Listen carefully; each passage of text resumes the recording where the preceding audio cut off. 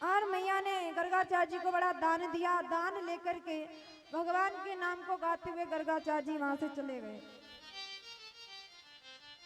अब धीरे धीरे भगवान बड़े हो रहे हैं और कहते हैं एक बार मैया ने लाला को श्रृंगार कियो बड़े प्यार से। लाला की बेड़ी गुथी, फूल लगाए, वहां में जूड़ा लगायो, लाला के बालन को गले में हार पहनायो और कमर में करदनी और पैरन में घुंघरू। जैसे ही पहना ऐसे लाला ठुमक ठुमक के नाचने लगे। मैया बोली जे क्या कर रहे हो? अरे ये तो नाचने लगे हो। तो कहते हैं गोविंद जब नाच रहे थे तो ना एक गोपी ने कन्हैया को नाचते हुए देख लिया और दौड़ी दौड़ी गई जहाँ अनेकों गोपियां बैठी हुई थी और उन सबसे जाकर के गोपी ने कहा कि आज मैंने ऐसा दृश्य देखा जो किसी ने नहीं देखा। बोले ऐसा क्या देखा? बोले हमने देखा कि नंदरानी यशोदा की जो लाला है ना, वो नंदरानी यशोदा के आंगन में नृत्य कर रहे थे। अब उनके मन में भी इच्छा भई कि हम भी लाला को दर्शन करना चाहें।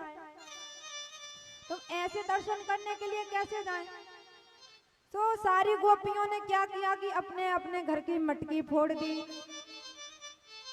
और जैसे ही सासू मैया घर पे आई तो सासू मैया बोली बहू से मटकी किसने फोड़ी?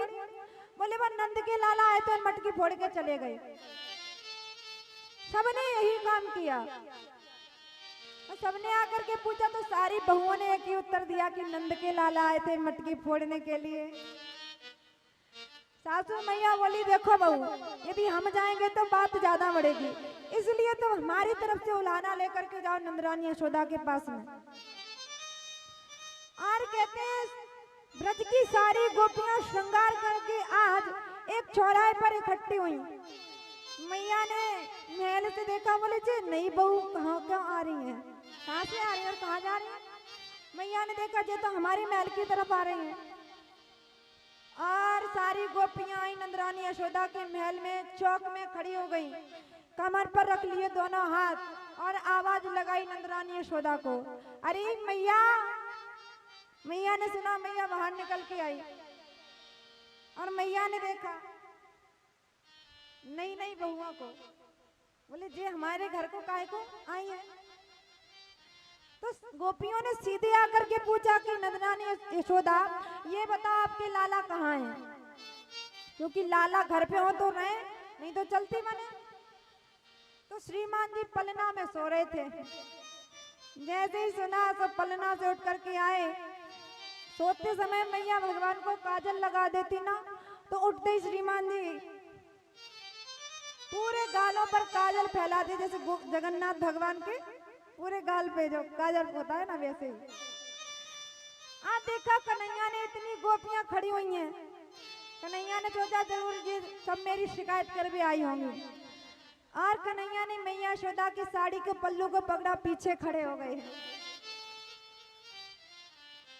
जब पूछा कि कन्हैया घर पे है कि नहीं, मैया वाली पलना में सो रहे हो दिखे।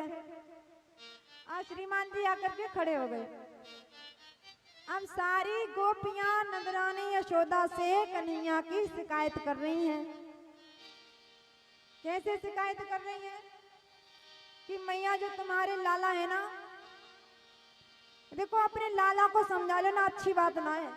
मैया वाली कहा कि हमारे लाला में, अरे मैया तुम्हें ना पतो जो का करते हैं, देखने में छोटे लेकिन काम बहुत बड़े करते हैं। बोले ऐसा का क्यों? बोले इतने हमारी मटकी फोड़ दी, अच्छा, और हमारे घर पे जाके माखन चुरा के खावे।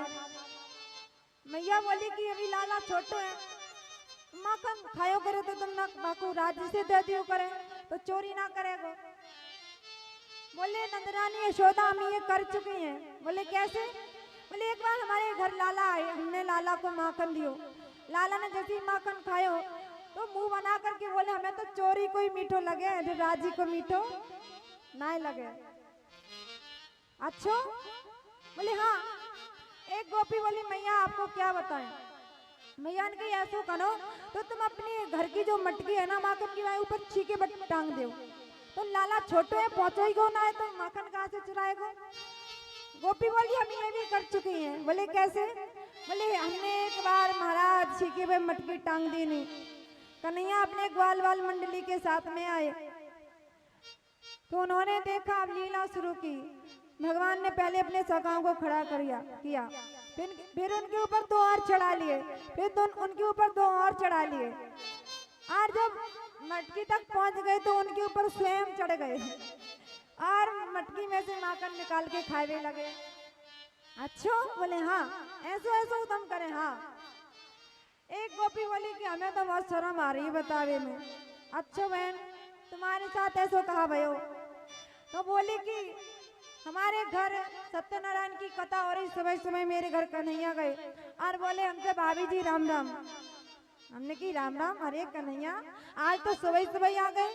बोले हाँ, हम सुबह सुबह आ गए। अच्छा भाभी जी, आपने अपने घर में जो गोबर को चौका काय को दे रखी है?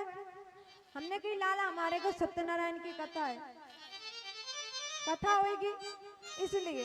तो कन्हैया बोले भाभी जी आपके सत्यनारायण है कहाँ?